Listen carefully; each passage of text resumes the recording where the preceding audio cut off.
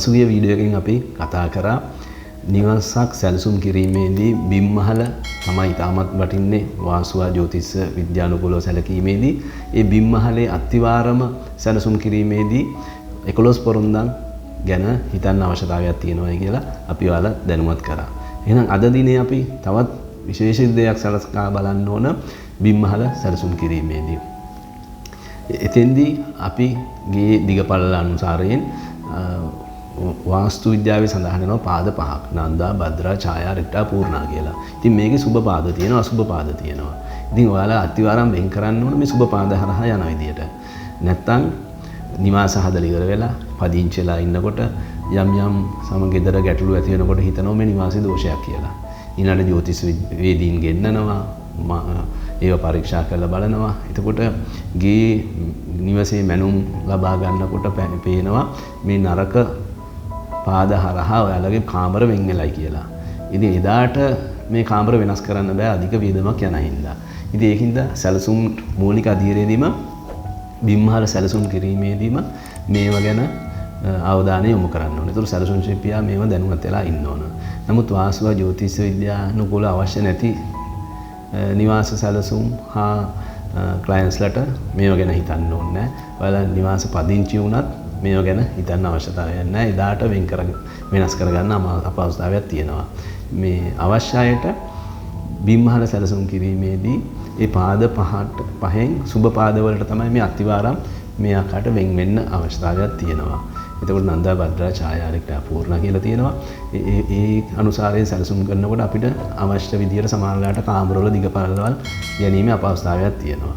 සමහර කාමරයේ පළල අඩි 6ක් නම් අසුබ වෙන්න පුළුවන්. 8ක් ගත්තොත් සුබ වෙන්න පුළුවන්. අන්න ඒ විදියට වෙනස් වෙන්න ඉඩ තියෙනවා. ඉතින් අපි සැලසුම් නිර්මාණය කිරීමේදී මේ පාද පහට සුබ පාදවලට තමයි අතිවාරම් යොමු කරලා අපි මූලික අධීරයේදීම සැලසුම් කරනවා.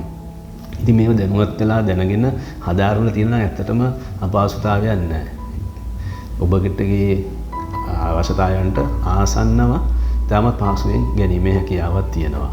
එතකොට මේ බිත්ති වෙන් කරගත්තට පස්සේ අපි විකරණයා කළත් බලනවා අපි ගෙදර මැද විශේෂයෙන් මරුසුලම කියලා කියනවා, ගිනිගතිරේ කියලාත් කියනවා. මේ මරුසුලම හරහා අතිවාරම් යොමු කරන්නේ නැහැ. ඉතින් තාමත් සැලකලිමත් වෙන්න ඕන. මෙතන තමයි මාර්ග දෝෂය කියලා වාස්තු විද්‍යාවේ සඳහන් වෙන්නේ. ඒ ගිනිකතරේ හරහා මරුසුලම හරහා විකරණයා කරන ඩයගනල්ස් යා කරාම ඡේදනය වෙන මධ්‍ය ලක්ෂයේ අපි අතිවාරම් යොමු කරන්නේ නැහැ. උළුවහු කඳක් උනත් ස්ථානය ගත කරන්නේ නැහැ ඒ ස්ථානය තුල. ඉතින් තාමත් පරිස්සම් වෙන්න ඕන මේ මරුසුලම කියන ස්ථානය අතිවාරම සැලසුම් කිරීමේදී. ඊළාට වටිනම දේ තමයි ප්‍රධාන දොර. ඉතින් ප්‍රධාන දොරත් කොතනද කියලා තියන්නේ මූලික අධිරේදීම අදහසක් ගන්න ඕන. සමහරලාට දොර තිව්වට පස්සේ එතෙන්ට ප්‍රවේශ වෙන්න අපහසුතාවයක් තියෙනවා. ඊටමත් අඩි 3ක වගේ පොඩි පැසේජ් එකකින් වෙන්න පුළුවන් ප්‍රධාන දොර හරහා ඔබගේ නිවසට ඇතුල් වෙන්නේ. ඒතර ප්‍රධාන දොර තීමේදී හොඳ පාදවලට තමයි මේ ප්‍රධාන දොරේ කඳන් ස්ථානගත කරන්න ඕන. නමුත් අනික් දොරවල් වලට එහෙම අවශ්‍යතාවයක් නැහැ. නමුත් ප්‍රධාන දොර සැලකිරීමේදී මේ ප්‍රධාන දොර ඒ කඳන් දෙක තියන්න ඕන ඊටමත් සුබ පාදවල. ඉතින් අපි ප්‍රධාන දොර ගැන අපි වෙනම වීඩියෝ එකක් ඉදිරියේදී කරන්න බලාපොරොත්තු වෙනවා. මොන වගේ දේවල්ද ඔයාලා කල්පනා කරන්න ඕන වාස්තුවා ජ්‍යොතිෂ විද්‍යානුකූලව සැලසුම් කිරීමේදී. ඉතින් අතිවාරම සැලසුම් කිරීමේදී මේ ප්‍රධාන දොර මොන ස්ථානයේද කියලා තියන්නේ මූලික අවබෝධයක් සැලසුම් ශිල්පීටත් ඔබටත් තිබෙන්නයි කියලා තමයි තිබිය යුතුයි කියලා තමයි අපේ අදහස. ඒකම තියෙනවා වාස්තු පුරුෂය කියලා තියෙනවා. මොන පැත්තටද කිචන් එක ඕන, මොන ස්ථානයටද සිටින් එක ඕන, විශේෂයෙන් වොෂ්රූම් ස්ථානගත කරන්න ඕන. එතකොට මේ දිශානුගත කිරීම ගැන අවබෝධයක් තියෙන්න ඕන අතිවාරම සැලසුම් කිරීමේදී. ඊට අමතරව ద్వාර දිශානුකරණය කියලා තියෙනවා.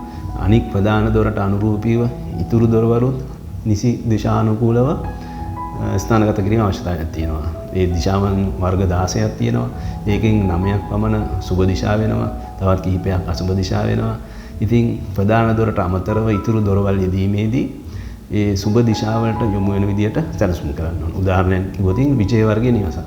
ඊටමත් සුබ නිවසක්. හතර පැත්තටම දොරවල් තියෙනවා. ඒ කියන්නේ නිවස පුරාම පිරිසුදු ආලෝකයේ වාතාශ්‍රය සැරිසරනවා දිනය පුරාම. උදා හතර දිශාටම දොරවල් තියෙනවා. ඉතින් මෙන්න මේ වගේ අඩිතාලම සැලසුම් කිරීමේදී මූලික අධීරයේදීම 11 පොරොන්දම් වලට අමතරව පාද පහ ගැන අවබෝධයක් තියෙන්න ඕන. ద్వාර දිශානුකරණය ගැන අවබෝධයක් තියෙන්න ඕන. මරුසුලම ගැන, ගේ මැද ගැන, මධ්‍ය ලක්ෂ ගැන අවබෝධයක් තියෙන්න ඕන. විශේෂයෙන්ම ප්‍රධාන දොර ස්ථානගත කිරීම ස්ථානය ගැනත් සැලසුමක් අදහසක් ඔයාලා තියෙන්න ඕන. එහෙනම් අපි තවත් දිනයකදී තවත් වීඩියෝකින් මේ ගැන වෙනම කතා කරමු. එහෙනම් අදට මම නවතිනවා. ඔබේ ජීවිතයේ සදාතනික නිවාස සිහිනය සැබෑවක් කර ගැනීමට හමුවන්න ශ්‍රේෂ්ඨ නිපුණත්වයේ ප්‍රවීණයා වරලත් ඉංජිනේරු වරුණ Manamperi associate private limited අනකාරික Dharmapala මාවත නුඹේ මාතර ශාඛා මාළඹේ